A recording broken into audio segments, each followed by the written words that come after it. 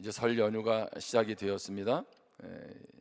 긴 연휴로 이번에 인천공항에서 얼마나 나가는가 봤더니 약 134만 명이 해외로 나간답니다. 역대 최다 이제 해외로 나가는 그런 시간이 된 것 같아요. 근데 이제 우리 설이 되면 가족들을 만난다는 기쁨도 감사도 있지만 또 설이 되면 외로운 분들도 계세요. 그래서 어떤 분은 빨리 이 명절이 지나가면 좋겠다 그렇게 말씀도 하십니다. 특별히 우리 안에 서로를 돌아보는 그런 은혜가 있기를 바랍니다.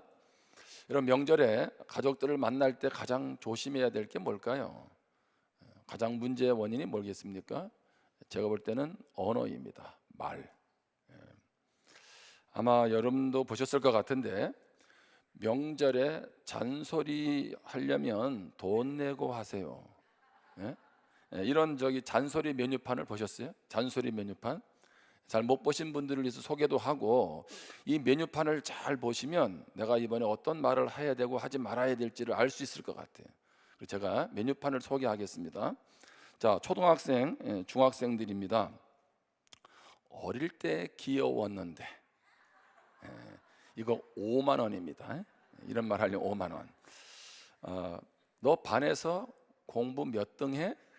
이거 10만 원입니다. 자, 대학생과 취업을 앞둔 취준생에게 야, 그런 거 하면 스펙에 도움이 되겠냐? 이게 15만 원이에요. 자, 너 살 좀 빼야 되겠다. 30만 원. 너 취업은 언제 할 건데? 50만 원이에요. 이런 잔소리 하려면 이렇게 내야 돼. 자, 직장인들에게는요, 너 연봉이 얼마냐? 20만 원. 너 그 회사 계속 다닐 거야? 50만 원. 자, 이제 결혼 슬슬 해야지? 100만 원. 너 아직도 코인 하냐? 600만 원. 그 요즘에 우리 젊은이들이 아마 이제 직장인들이 이제 뭐 한 방에 좀 뭐 해봐야 되겠다 코인을 많이 하는 것 같아요. 자, 기혼자 그리고 중년들이 이제 했더니 야, 애 가질 때 되지 않았냐? 이게 50만 원입니다. 둘째는 외동은 외롭다. 이게 100만 원. 야, 너 머리가 홍해졌다. 500만 원. 너 집을 언제 살 거야? 그랬더니 3천만 원. 그러니까 이런 말을 할 때는 뭘 줘야 돼요? 돈을 달라는 거예요. 스트레스 받는다는 거죠. 실제로 37살 된 한 공무원이 명절 때마다 입는 옷이 있대요. 티를 맞춤 제작을 했는데 결혼 언제 하냐? 이거로 100만 원. 이거를 등 뒤에다가 붙여놨대 이렇게. 그랬더니 명절에 가니까 아무도 그런 말을 하는 사람이 없다는 거예요. 그걸 보고 사촌 동생이 저거 효과가 좋다. 형님 나 좀 빌려주세요. 그래서 자기도 가서 입었는데 전혀 아주 스트레스 안 받고 명절을 보냈다라고 얘기합니다. 여러분, 설이 되면 우리가 뭐 한다 그래요? 덕담을 한다 그러죠. 덕담. 참 우리 민족이 지혜로운 것 같아요. 하고 싶은 말 많겠지만 덕이 되는 말, 격려하는 말, 사람 세우는 말, 축복의 말 하시기를 주님의 이름으로 축복합니다. 오늘 말씀이 좀 딱딱하잖아요. 오늘 이 죄에 대한 얘기가 이제 우리 세 번째 시간인데, 가만히 보면 이 죄가 들어오는 데 있어서도 뱀과 하와의 대화, 이 말에서도 많은 문제가 생기는 것 같아요. 특별히 오늘 3장은 죄가 어떻게 시작되었는지 그리고 그 죄의 결과가 뭔지를 잘 말씀해주고 있습니다. 자, 하나님이 천지를 창조하셨죠. 그리고 하나님이 아담과 하와를 창조하시는데 하나님의 형상대로 창조하시죠. 우리가 얼마나 복된 존재입니까? 여러 가지 축복이 있지만 하나님의 형상 속에는 하나님과 영적인 관계를 맺을 수 있다는 것, 또 사람 관계에서도 복된 존재가 되었다는 거죠. 자, 그런데 하나님께서 모든 것을 허락하셨는데 딱 한 가지 금한 게 있죠. 우리가 또 잘 압니다. 자, 창세기 2장 16절입니다. 여호와 하나님이 그 사람에게 명하여 이르시되 동산 각종 나무의 열매는 내가 임으로 먹되 모든 것 에덴 동산에 있는 것 다 누리고 먹으라는 거죠. 17절에 선악을 알게 하는 나무의 열매는 먹지 말라. 내가 먹는 날에는 반드시 죽으리라 하시니라. 자, 무엇은 먹지 말라? 우리가 쉽게 표현하면 선악과, 그것만큼은 먹지 마라. 그거 먹으면 무엇한다? 죽을 것이다가 아니고 반드시 죽는다라고 말씀을 하십니다. 자, 그런데 아담과 하와가 선악과 먹습니까? 안 먹습니까? 하와가 먼저 먹고 또 남편에게 주어서 같이 따먹게 되죠. 자, 여기서 우리가 한 가지 한번 생각해 볼 게 있습니다. 하나님은, 자, 우리가 이 선악과에 대한 얘기들이 많잖아. 왜 그거 만들어 놔가지고 우리한테 스트레스를 주느냐부터 뭐 논란이 많잖아요, 그렇죠? 많은 이야기들을 하는데 이제 그런 생각을 한번 해보는 거죠. 하나님이 이 선악과를 먹지 말라고 하는 이유를 좀 더 세밀하게 얘기했으면 선악과를 먹지 않았을까, 이런 생각도 해보게 됩니다. 자, 하나님은 선악과를 먹지 말라고만 하셨는데 이렇게 설명하면 어땠을까요? 이거 먹으면 인류 전체가 죽음에 이르게 된다. 자, 이거 따먹으면 고통과 억압과 혼란과 전쟁이 있을 것이다. 자녀들은 서로 죽이게 될 것이고, 그리고 부모가 병으로 죽는 것을 보게 될 것이고, 뭐 이렇게 하면서 구구절절히 선악과를 먹으면 안 되는 것을 설명해 주셨으면 무엇해서라도, 두려워해서라도, 무서워해서라도 안 따먹지 않았을까요? 자, 그런데 왜 하나님은 이렇게 자세하게 설명하지 않으셨느냐라고 하는 겁니다.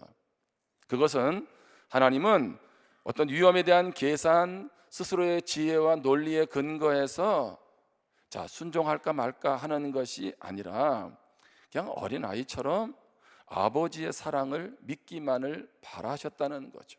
자, 무슨 얘기입니까? 이렇게 해서 어떤 결과가 오니까 늘 두려움에 사로잡혀서 하나님 앞에 나아오는 것이 아니라 그냥 하나님 아버지 그 사랑, 그 사랑에 근거해서 하나님은 순종하기를 원하셨다는 거죠. 죄는 단순한 실수, 실패가 아니라 하나님을 향한 반역입니다. 다시 얘기합니다. 죄는 하나님을 향한 반역이에요. 단순한 실수, 실패가 아니라는 거죠. 신학자인 D.A. 카슨은 많은 사람들이 죄를 단지 규칙을 깨뜨리는 정도로 생각한다는 거죠. 그런데 죄의 문제는 더 깊고 더 크고 더 슬프고 더 추하고 더 악하다. 죄는 일종의 혁명이다. 나를 신으로 만들고 하나님을 하나님의 자리에서 퇴위시키는 혁명이다. 이렇게 죄를 표현합니다. 다시 얘기합니다. 죄는 단순한 실수로 그럴 수도 있지 않은 정도가 아니라는 거죠. 죄를 짓는다는 것은 내가 주인 된다는 것이고, 죄를 짓는다는 것은 하나님 자리에서 퇴위시키는 말 그대로 반역이라는 거죠. 여러분 옛날에도 보면 뭐 사극에서도 보고 많이 보잖아요. 왕에게 반역을 하면 어떻게 됩니까? 삼족을 멸한다, 그렇게 하잖아요. 삼족, 완전히 씨를 말리는 거죠. 마치 죄는 그런 엄청난 반역인 것을 성경이 말해주고 있습니다. 저는 오늘 크게 세 가지를 살피는데, 첫 번째로 인간의 반역은, 죄는 하나님의 말씀의 선하심을 불신하게 합니다. 뭐를 불신하게 합니까? 죄라는 것이 하나님이 선하신 분이고 하나님의 말씀이 선한데 그것을 의심하게 만든다는 거예요. 자, 창세기 3장 1절입니다. 그런데 뱀은 여호와 하나님이 지으신 들짐승 중에 가장 간교하니라. 뱀이 여자에게 물어 이르되 하나님이 참으로 너희에게 동산 모든 나무의 열매를 먹지 말라 하시더냐.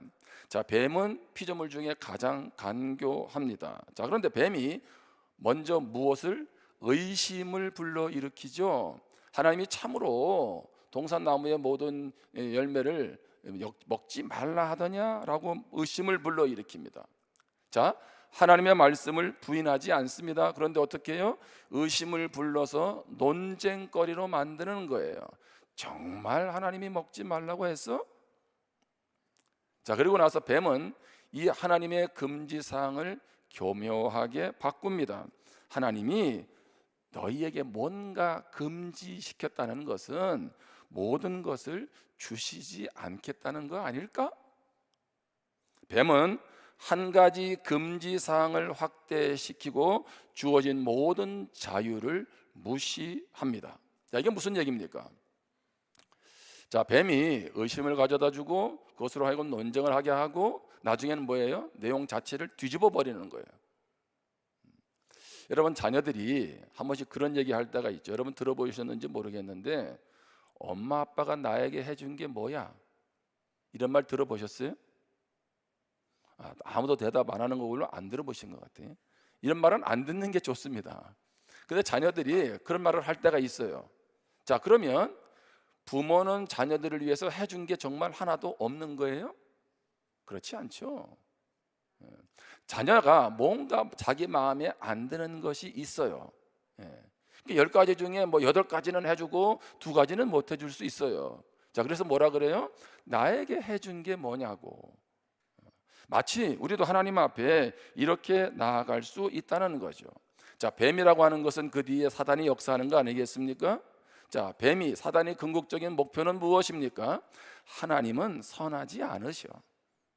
하나님의 말씀은 믿을 게 못돼 라고 하는 것을 그가 심어주고 있는 거예요. 쉽게 말하면 하나님의 선하심을 의심하게 만드는 거죠. 자, 창세기 3장 2절 3절에 보면 여자가 뱀에게 말하되 동산 나무의 열매를 우리가 먹을 수 있으나 동산 중앙에 있는 나무의 열매는 하나님의 말씀에 너희는 먹지도 말고 만지지도 말라 너희가 죽을까 하노라 하셨느니라. 자, 말씀을 잘 보면 하와의 잘못은 무엇입니까? 말씀 그대로 그 말씀 앞에 반응하지 않는 거예요. 자, 뱀과 대화하는 가운데 어떻게 하냐면 자기의 생각을 덧붙입니다. 자, 여기 3절에 보면 하나님은 만지지도 말라라고 한 적이 없어요. 뭐를? 선악과를. 자기 말을 덧붙이지요. 자, 그리고 더 한 단계 더 나가서 3절 하반부에 보면 너희가 무엇할까 하노라? 죽을까 하노라. 자, 하나님은 선악과를 따먹으면 죽는다 그랬어요? 죽을까 한다 그랬어요? 죽는다고 했죠. 자기 생각 덧붙이고 그리고 뭐예요? 죽을까 하노라라고 하고 있는 거죠. 뭐예요? 뱀과의 대화 속에서 이미 생각이 불신으로, 하나님에 대한 불신으로 흘러가고 있는 거예요. 자, 이때 뱀은 노골적으로 거짓말을 합니다. 자, 창세기 3장 4절입니다. 우리 같이 한번 읽겠습니다. 시작. 뱀이 여자에게 이르되 너희가 결코 무엇하리라? 하나님은 반드시 죽는다고 했는데 뱀은 뭐라 그래요? 결코 죽지 않아. 처음부터 뱀이 이렇게 다가왔다면, 사단이 이렇게 다가왔다면 무슨 얘기야? 말도 아마 끄자지 마. 왜 하나님 그렇게 말씀하지 않으셨어? 라고 할 겁니다. 근데 죄는요, 이렇게 한 걸음 한 걸음씩 들어오는 거예요. 그래서 여러분, 죄는 한 번 짓는 것이, 한 번 무너지는 것이 엄청난 결과가 오는 걸 잘 알기에 한 번을 주의하셔야 돼요. 하나님의 선하심을 의심하는 것을 시작을 해서 하나님의 말씀을 부인하는 것으로 끝납니다. 사탄은요, 속임수와 기만의 대가입니다. 내가 하나님 안에서 어떤 존재인지 그것을 누리지 못하도록 속이고, 너 같은 게 그런 식으로 살면 하나님의 자녀 맞겠어? 라고 하면서 끊임없이 우리로 하여금 정죄하고 판단하고 기만하는 것이 바로 사단의 대표적인 전략입니다. 오늘 그러기에 우리는 이 사단의 전략에서 속아 넘어가면 안 됩니다. 어느 순간 내가 말씀을 신뢰하지 못하고, 내가 어느 순간 말씀 앞에 내 삶의 초점을 세우지 못하고, 어느 순간 또 말씀 앞에 집중하지 못한다면 내가 이미 죄와 타협하고 무너지고 있다는 것입니다. 바라기는 하나님의 말씀을 신뢰하고 하나님의 선하심을 신뢰하는 우리 모두가 되기를 주님의 이름으로 축복합니다. 두 번째로 기억할 것은 인간의 반역은 하나님과의 관계, 다른 사람들과의 관계를 깨뜨립니다. 자, 첫 번째로 하나님과 관계가 깨어졌죠. 자, 창세기 3장 7절입니다. 이에 그들의 눈이 밝아져 자기들이 벗은 줄을 알고 무화과 나무를 잎을 엮어 치마로 삼았더라. 자, 9절입니다. 여호와 하나님이 아담을 부르시며 그에게 이르시되 내가 어디 있느냐? 이르되 내가 동산에서 하나님의 소리를 듣고 내가 벗었으므로 두려워하여 숨었나이다. 죄 짓기 전에는 아담과 하와는 수치를 느끼지 않았습니다. 감출 것이 없었습니다. 벗은 것이 전혀 문제가 되지 않았습니다. 그들은요, 하나님 앞에 있는 모습 그대로 나아갈 수 있었고 하나님과의 관계에서 온전한 사랑의 관계 속에 머무를 수 있었습니다. 죄가 들어오기 전에 하나님과의 관계는 친밀함 그 자체였습니다. 자, 그렇다고 보면 아담과 하와는 범죄하고 어떻게 해야 합니까? 빨리 하나님께로 돌아가야죠. 회개해야 되잖아요. 근데 그렇지 않죠. 여러분, 우리가 잘 아는 다윗이 우리아의 차 밧세바를 범했습니다. 자, 그것도 충신인 우리아의 아내를 범했어요. 자, 그럼 어떻게 해요? 내가 해서는 안 될 행동을 했구나, 하나님 용서해 주세요 라고 하나님 앞에 가야 되잖아요. 근데 죄는 죄를 낳지요. 어떻게 합니까? 그가 그 상황을 모면하기 위해서 이미 전쟁터에 가서 열심히 싸우고 있는 장수 우리아를 불러들입니다. 그리고 그로 하여금 다시 전쟁터에 가서 죽게 만들죠. 그리고 나서 다윗은 어떻게 해요? 전혀 그 부분에 대해서 하나님 앞에 회개하지 않습니다. 그러면서 1년의 시간이 지나죠. 하나님은 그를 사랑해서 나단 선지자를 보내셔서 그때서야 다윗이 하나님 앞에 회개합니다. 여러분, 죄를 지으면 하나님 앞에 나아갈 것 같은데 사람들은 죄 앞에서 빨리 이 상황을 모면하려고 하고 그 상황에서 숨으려고 한다는 거죠. 그래서 우리 모두에게 죄가 들어오고 난 이후에 하나님 앞에서 수치심을 느끼고 하나님을 두려워서 피하는 일들이 벌어지고 있는 것입니다. 뿐만 아니라 사람과의 관계가 깨어졌죠. 하나님이 아담에게 묻습니다. 누가 너에게 벗었다는 것을 알려줬느냐? 왜 먹지 말라고 한 열매 먹었어? 라고 물으십니다. 창세기 3장 12절입니다. 아담이 이르되 하나님이 주셔서 나와 함께 있게 하신 여자 그가 그 나무 열매를 내게 주므로 내가 먹었나이다. 한번 잘 보세요. 아담이 하나님께서 하와를 주셨을 때 뭐라고 고백했어요? 내 뼈 중에 뼈고 살 중에 살이라고. 정말 아름답고 귀하고 정말 존귀한 여자라고, 아내라고 그러면서 이야기를 했어요. 그런데 죄가 들어오고 나서 어떻게 합니까? 하나님 탓하고 있죠. 하나님이 주신 누가? 여자가. 내 아내도 아니에요. 저 여자가 나에게 열매를 먹게 했다는 거예요. 내 잘못이 아니라는 거예요. 하나님 때문이고 누구 때문이고? 저 여자 때문이라는 거죠. 여성들이요, 조심하셔야 돼. 프로포즈 받을 때 너무 거기에 넘어가지 마세요. 프로포즈는 한 번은 화려하게 할 수 있잖아, 그렇죠? 그렇다고 하지 말라는 얘기는 아닙니다. 그런데 죄가 들어오고 나니까 어떻게 해요? 한번 따라 합시다. 내 탓이 아니라 남 탓만 한다. 그렇죠? 끊임없이 남의 탓이에요. 나는 그 부분에 대해서 문제가 없다는 거죠. 여러분, 남편으로서 아내를 잘 돌아보지 못하는 것은 문제가 없는 겁니까? 그렇지 않잖아요. 누군가를 미워한다는 것은 사탄만 좋아하는 것입니다. 자, 인간의 반역은 어떤 결과를 가지고 옵니까? 하나님과의 관계를 파괴시키죠. 깨뜨리죠. 사람과의 관계도 깨뜨립니다. 뿐만 아니라 세 번째, 인간의 반역은 하나님의 선한 세상을 파괴합니다. 선한 세상. 자, 무슨 얘기냐면 하나님이 창조한 세상도 파괴한다는 거죠. 그러면서 죄에 대한 결과를 좀 더 살펴봅니다. 자, 첫 번째, 아담은 자신의 생존을 위해서 수고하고 땀을 흘려야 되는 존재가 되었습니다. 자, 죄가 들어오기 전에는 일 자체가 기쁨이었고 축복이었는데 이제는 일하는 것 자체가 고통이 되었다는 거죠. 수고한 대로 얻지를 못한다는 겁니다. 자, 창세기 3장 17절 19절입니다. 아담에게 이르시되 내가 내 아내의 말을 듣고 내가 내게 먹지 말라 한 나무의 열매를 먹었은즉 땅은 너로 말미암아 저주를 받고 너는 평생에 수고하여야 그 소산을 먹으리라. 평생에 수고해야 된다는 겁니다. 내가 흙으로 돌아갈 때까지 얼굴에 땀을 흘려야 먹을 것을 먹으리니 내가 그것에서 취함을 입었음이라. 너는 흙이니 흙으로 돌아갈 것이니라 하시니라. 땀을 흘려야 된다는 거예요. 여러분, 그러면 에덴 동산에서 죄가 들어오기 전에는 땀을 흘리지 않았나요? 그렇지 않죠. 일이 고통이 되었다는 거예요. 기쁨보다는 수고가 되었다는 것이고, 뿐만 아니라 무엇합니까? 일로 인한 대가도 제대로 받지를 못하는 거죠. 그리고 땅은 밭에 채소 대신 가시나무와 엉겅퀴를 내고 있습니다.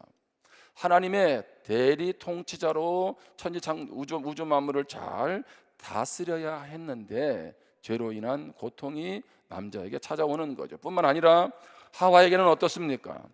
하와는 임신의 고통과 함께 남편이 여자를 다스리게 됩니다. 자, 무슨 얘기입니까? 창세기 3장 16절입니다.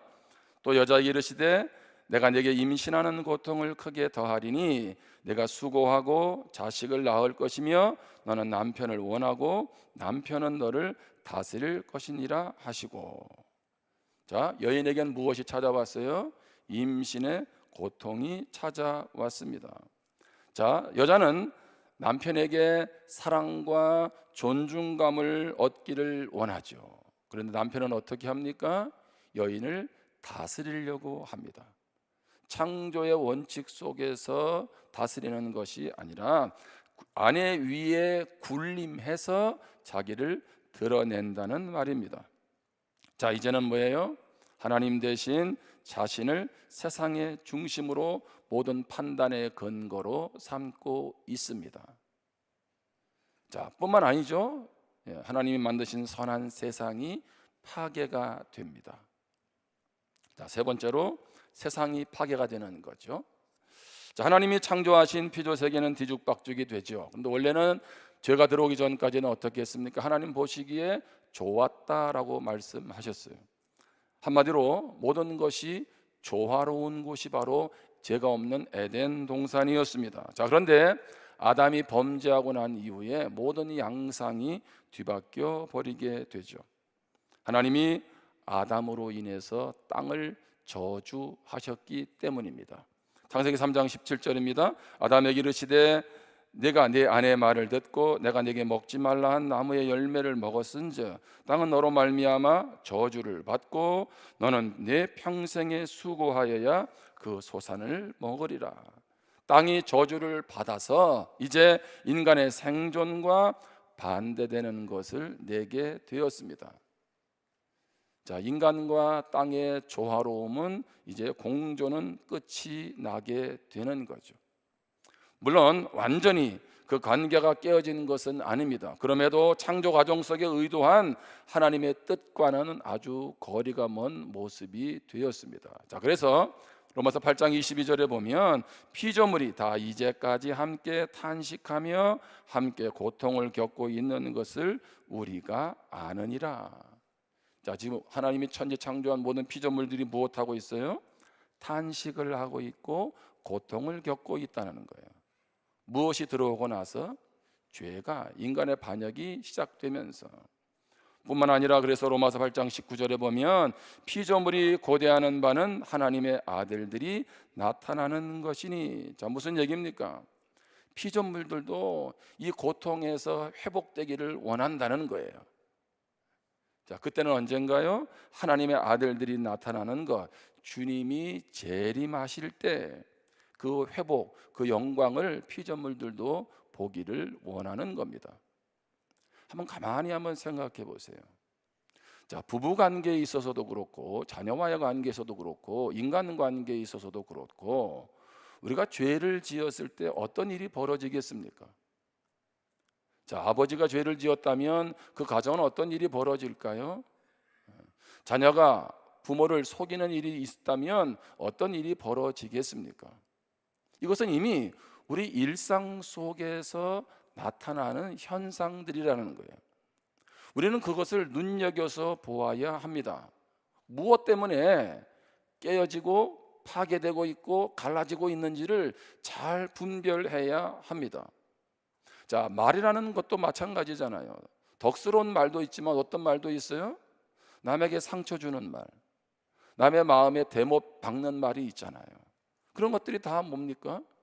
죄 아래에서 영향력 속에서 움직이는 것들 아니겠어요? 그렇게 보면 우리는 삶의 자리에서 죄로 인해서 나타나는 것들을 잘 살필 수 있어야 되는 거죠. 자, 이렇게 설교를 마치면 우리 목사님이 설을 앞두고 좀 마음을 무겁게 하시네라고 할 수 있어요. 차라리 명절에 돈 내고 하는 메뉴판이 좋았는데라고 할 수도 있지, 그죠? 자, 그런데 우리가 분명한 것은 죄의 심각성을 알고 죄가 어떻게 들어오는지를 알고 그것으로 인한 어떤 결과를 아는 것은 정말 중요합니다. 왜요? 모든 것이 끝난 거죠. 우리는 영적으로 죽은 거고요. 자, 그런데 반역으로 인한 절망 속에 소망이 있다는 거예요. 자, 창세기 3장 15절입니다. 내가 너로 여자와 원수가 되게 하고 네 후손도 여자의 후손과 원수가 되게 하리니 여자의 후손은 네 머리를 상하게 할 것이요 너는 그의 발꿈치를 상하게 할 것이니라 하시고. 아멘. 자, 여기 너는 누구입니까? 뱀이죠. 너는 여자의 후손과 여자와 원수가 되고 그 여자의 후손과 원수가 된다는 거죠. 그 여자의 후손이 너의 머리를 상하게 할 것이다. 너를 박살낸다는 거죠. 여자의 후손은 누구일까요? 대를 이어서 사람들이 생겨난다면 후손들이라고 해야 되는데 성경은 후손 단수를 쓰고 있습니다. 바로 여자의 후손은 예수 그리스도를 의미합니다. 그래서 우리는 성경에서 메시아에 대한 최초의 예언이라고 해서 이 말씀을 원시복음이라고 합니다. 참으로 놀라운 것은 하나님은 예수님을 통한 구원, 회복을 준비시키셨다는 거예요. 자, 뿐만 아니죠. 아담과 하와에게 짐승의 가죽옷을 입히십니다. 자, 창세기 3장 21절입니다. 같이 읽겠습니다. 시작. 여호와 하나님이 아담과 그의 아내를 위하여 가죽옷을 지어 입히시니라. 아멘. 자, 무엇을 입히세요? 죄짓고 난 그들에게 가죽옷을 입히세요. 여러분, 가죽옷을 입히려면 무엇이 전제가 되어야 합니까? 짐승의 죽음이 전제가 되어야 하겠죠. 예수님이 희생 제물이 되셔서 우리 죄에 대해 책임을 지신다는 것입니다. 그리고 우리의 수치를 의로움으로 덮어 주신다는 것입니다. 한번 따라해 보겠습니다. 예수님 안에 회복이 있다. 아멘. 자, 예수님이 오신다는 것, 예수님을 믿는다는 것은 뭐냐면 죄가 들어오는 창세기 3장에서 그것으로 모든 것이 파괴가 됐는데 그것을 다시 원상태로 회복한다는 의미입니다. 물론 죄가 들어오고 나서 여전히 이 땅이 많은 죄로 인한 완전함은 아니지만 분명한 것은 죄로 인해 파괴된 것이 누구를 통해서? 예수님을 통해서 회복된다는 거예요. 원상태로. 자, 이것은 뭘 의미하는 겁니까? 예수를 믿는 것은 단순히 예수 믿는 것이 아니라는 거예요. 예수님이 십자가에서 죽으심으로 마귀를 멸하신 줄 믿습니다. 이미 마귀를 멸하신 거죠. 자, 십자가에 죽으시고 3일 만에 부활하심으로 죄와 사망 권세에서 승리하신 줄 믿습니다. 자, 이 말은 무슨 얘기예요? 자, 우리는 이제 하나님의 말씀을 신뢰하고 의지하고 나아갈 수 있도록 우리가 성령께서 우리를 도와주세요. 사단은 계속 말씀이 정말 그럴까? 그게 정말 이루어질까? 성경대로 순종하면 하나님이 역사하실까라고 계속 의심과 불안을 넣어주고 있지만 내 안에 계신 예수님을 의지하게 되면 성령께서 말씀에 대한 분명한 신뢰, 확신을 갖도록 도우신다는 거죠. 자, 죄로 인해서 하나님을 아바 아버지라 부를 수 없고 우리가 하나님과 관계가 영적으로 깨어지고 뿐만 아니라 사람 관계가 깨어졌지만 예수 그리스도께서 이 모든 것을 회복하셨기에 우리가 예수님을 믿으면 하나님과의 관계도 회복되었고 사람과의 관계도 회복되는 줄 믿습니다. 여러분이 가만히 생각해 보세요. 명절 때 만나면 우리 집안은 왜 이래? 우리 부모님은 왜 그렇게 해서 제대로 물려준 것도 없고 상처와 아픔도 있고 고통이 많은 왜 우리 이런 집안이 되었어? 여러분, 충분히 그런 집안일 수 있습니다. 자, 그러면 나도 똑같이 그런 아픔과 상처 속에 살아가느냐? 그럴 수 없어요. 그렇지 않아요. 예수 믿는 나를 통해서는 우리의 가정이 완전히 변화될 수 있습니다. 아멘. 예수님이 그렇게 하셨기 때문에 예수 믿는 우리를 통해서 하나님은 그 일을 하실 수 있는 거예요. 자, 우리가 하나님의 자녀가 된다는 것은 단순히 아버지다 어떤 이론적인 개념을 넘어서는 겁니다. 그 말 속에는 하나님이 나의 인생을 책임져 주신다는 것이고, 너의 인생의 이전이 어떠했던 간에 그 모든 것들을 다시 바꿀 수 있고, 너의 인생은 비전과 소망을 가진 인생으로 살아갈 수 있다라고 말씀하시는 것인 줄 믿습니다. 제가 설이 지나면 이 하나님의 자녀됨 속에서 우리가 영적으로 살아간다는 게 얼마나 축복인지 수요일마다 나눌 거예요. 우리가 너무 말씀을 부분적으로만 알고 있고 말씀을 통해서 하나님의 자녀됨이 얼마나 축복된지를 모르는 거예요. 그러니까 어떻게 합니까? 그 다음이 뭐야? 라고 하나님 앞에 나아온다는 거죠. 여러분, 자녀됨 속에는 모든 것이 주어져 있습니다. 아멘. 그래서 우리는 이 놀라운 사실을 기억하셔야 돼요. 왜 하나님은 죄가 있는 그곳에 모든 파괴가 들어온 창세기 3장에서 앞으로 오실 예수 그리스도를 보여주고 있습니까? 그것은 너희들은 절망 속에서 그렇게 인생을 살다가 끝내지 마. 죄로 인해서 어그러진 그 가정과 내 인생 앞에서 주저앉지 말고 예수 그리스도를 통해서 새로워질 수 있다는 거죠. 그래서 뭐예요? 예수 믿으면 새로운 피조물입니다. 이게 무슨 얘기입니까? 완전히 새로워지는 거예요. 거듭난다는 것은 죄 아래 종로로 타고 있었던 내가 완전히 주님으로 인하여서 새로워진 겁니다. 새로워진 거예요. 창조의 원래 모습대로 회복돼서 살아갈 수 있는 게 거듭나는 거예요. 그래서 예수님 안에 있다는 얘기는 내 삶이 어떠하든지 어떻게 할 수 있어요. 승리할 수 있고 기뻐할 수 있고 행복할 수 있습니다. 믿으십니까? 내 주어진 상황에 의해서 움직일 필요가 없다는 거죠. 여러분, 고린도후서 5장 21절에 보면 하나님이 죄를 알지도 못하신 이를, 누굽니까? 예수님이죠. 우리를 대신하여 죄로 삼으신 것은, 우리로 하여금 우리를 위해 죄짐을 지게 하신 것은 우리로 하여금 그 안에서 무엇이 하나님의 의가 되게 하려 하심이라. 아멘. 의로운 자가 되는 것, 그것은 우리의 힘과 노력이 아니잖아요. 그 예수님을 믿음으로 인하여서 내 대신 모든 죄값을 지불해 주시고 모든 저주에서 해결해 주신 그 예수님으로 인해서 우리가 의로워지는 것 아니겠습니까? 내가 어떻게 오늘의 주어진 삶에서 담대하게 소망 가운데 나아갈 수 있습니까? 여러분, 그것은 내 능력 때문이 아니라는 거예요. 이제 말씀을 마무리합니다. 명절이 되니까 한 아이가 찾아왔어요. 엄마가 조그만 선물을 하나 주면서 목사님한테 보낸 거예요. 엄마는 왜 보냈을까요? 우리 아들 한 번이라도 기도받고 싶고 아들 축복하면 좋겠다는 거잖아요. 제가 그 아이에게 그랬어요.